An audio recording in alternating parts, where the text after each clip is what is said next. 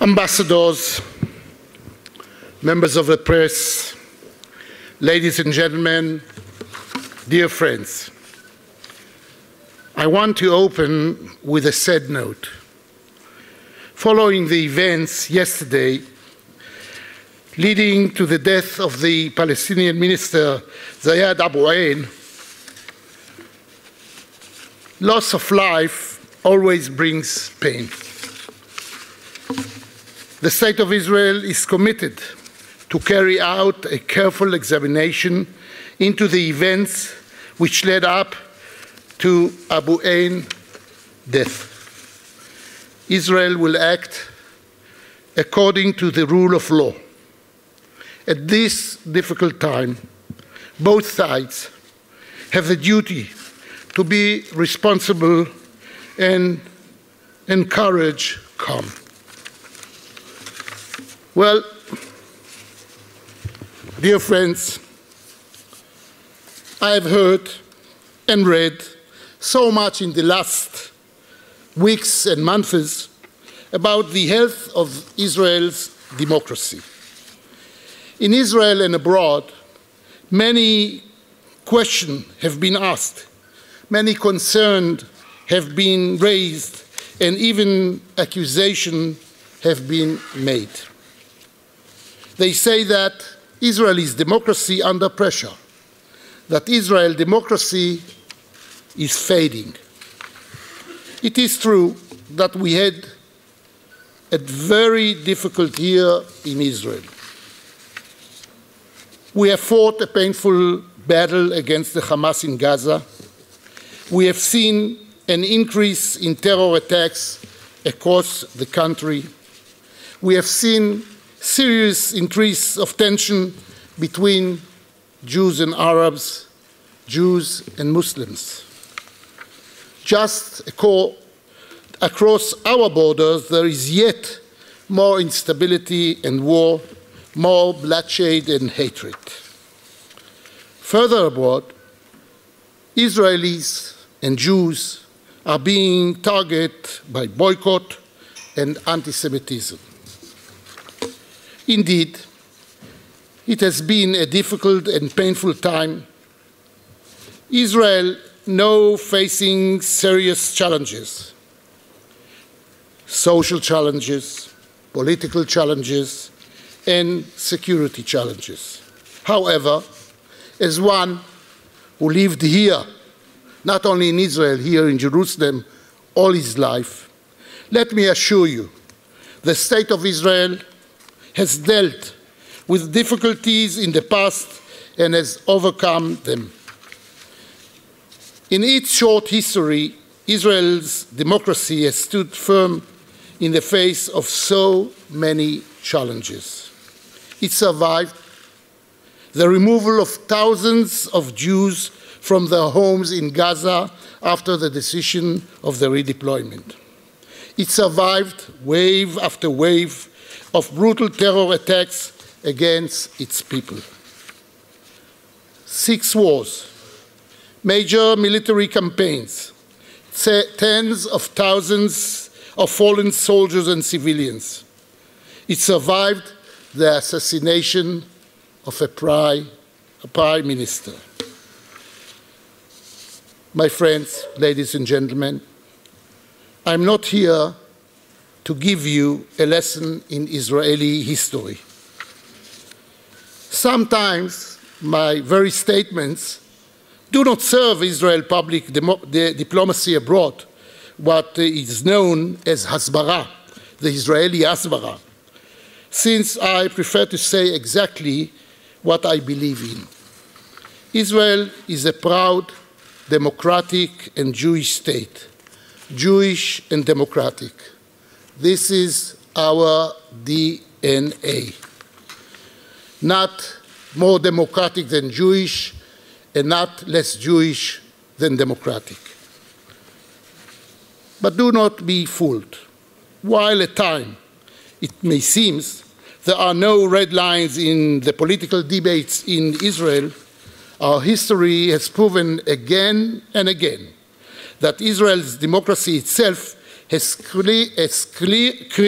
clear right lines and boundaries, as made clear by our legislation and legal system.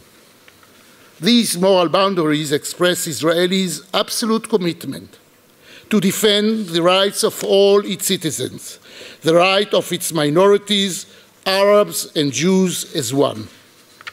And I want to tell you something else. Despite recent attempts to suggest that the Jewish character of the state threats by the democratic nature, in reality, the opposite is the truth. Our commitment to our democratic values, is born directly out of our Jewish values. Israel's basic law of human dignity and liberty is no less Jewish than it is democratic. Indeed, it is the root in the words of the great Rabbi Akiva, who have said in Hebrew, Chaviv Adam shenivra b'tzelem, and the translation to English, beloved is man created in the image of God.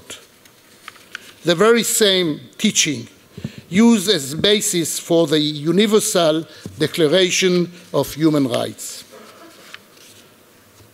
Ladies and gentlemen, as a man who speaks his mind, I will tell you honestly, I have confidence and full confidence in Israel democracy. But at the same time, there are things that concern me and concern me very much. I'm concerned about the violence that has raised its ugly head in our society.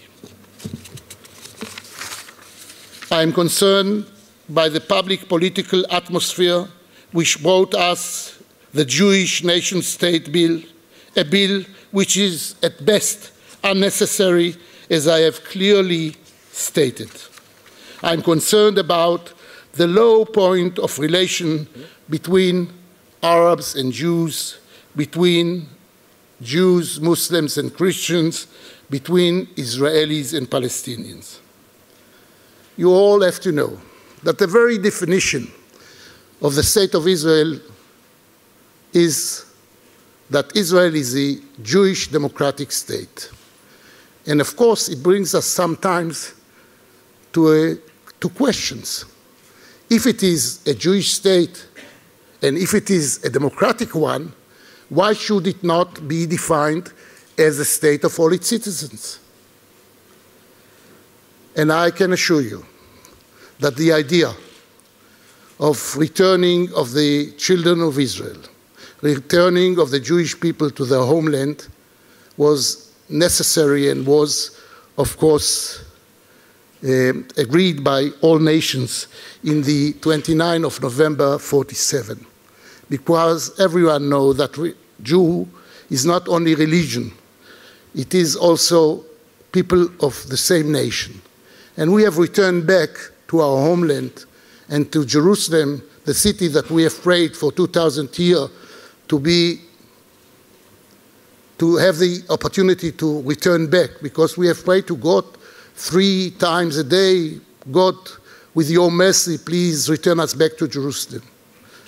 My elder ancestor have ordered all members of my family, 205 years ago, to get to Jerusalem because he believed that the Messiah is going to return back and that it is impossible that the Messiah will get back and the Rivlin family will not welcome him. And we have returned back because he has told us. Why should we pray to God every day 3 times that he will return us with his mercy to Jerusalem? Jerusalem is open. Go and return back to your homeland. And that was the idea. That was the idea of Zionism 100 years before the creation of Zionism as a political movement. We believed. Unfortunately, the Holocaust forced many people to understand that there is no other place for Jews but the state of Israel.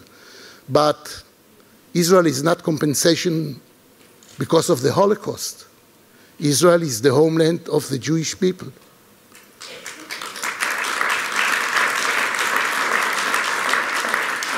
Some people will say there is a conflict between two people. Everyone, from his point of view, believes that it is his homeland. Yes, probably it is true, but the Jewish people have no other place to go but to let everyone understand we are here because we have returned to our homeland.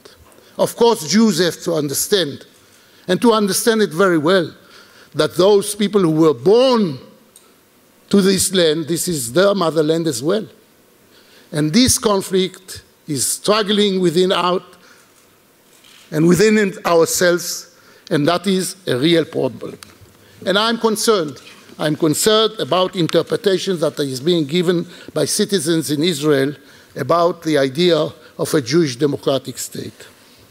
I'm also worried that Israel Arab's leaders have not clearly condemned the incitement and murder of their fellow Israelis. That some within the Arab-Israeli population support the worst of our enemies and seeks to attack the state they live in.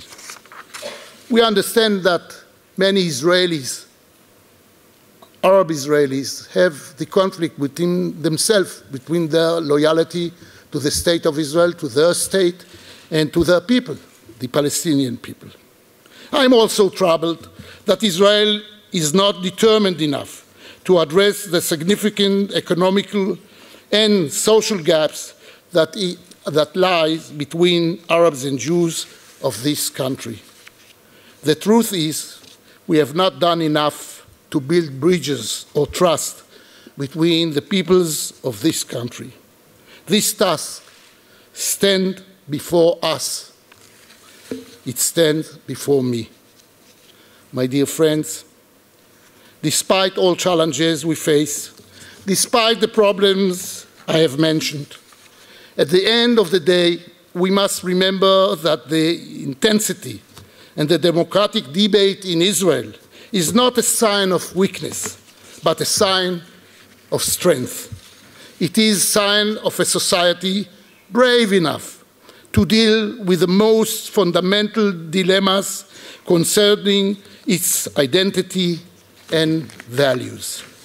I have no doubt in my heart that Israel's democracy is capable of meeting the challenges which lies before us.